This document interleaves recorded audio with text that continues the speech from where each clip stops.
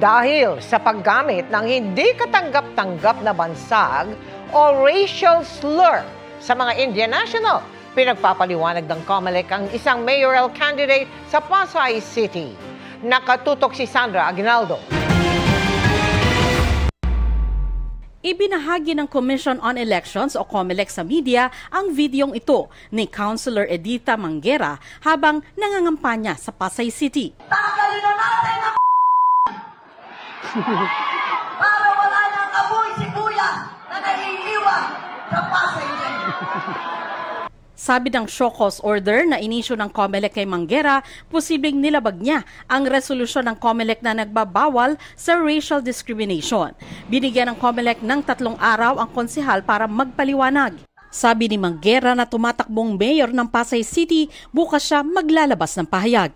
Inilagay naman sa ilalim ng COMELEC control ang Buluan, Maguindanao del Sur dahil sa serye ng shooting incident at karahasan doon. Ayon sa COMELEC, nangangahulugan ito na madaragdagan ang security forces sa lugar.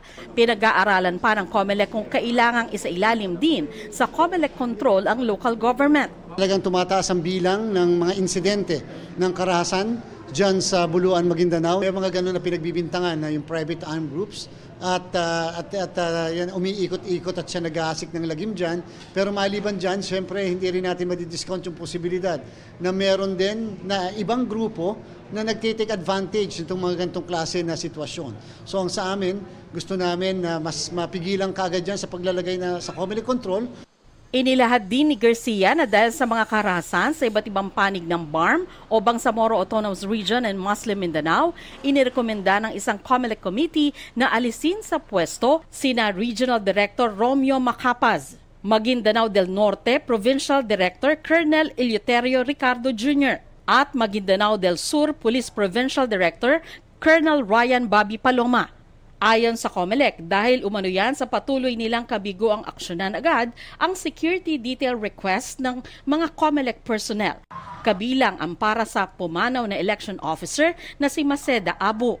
Humiling din daw ang COMELEC ng threat assessment sa election officials noong December 2024 pero hanggang ngayon wala pang report. Bilang pagrespeto sa Philippine National Police bilang isang organisasyon, ayaw po nating ipuwersa yung sarili namin at titingnan na namin kung ano magiging aksyon po ng PNP. Iko-convey ng komisyon yung mismong sentimiento nito bilang sentimiento ng komisyon as adopting the sentiment of the committee. Hiningan namin ang pahayag ang PNP, ganon din sina Macapas, Ricardo at Paloma pero wala pa silang tugon. Para sa GMA Integrated News, Sandra Aguinaldo, Nakatutok, 24 Oras.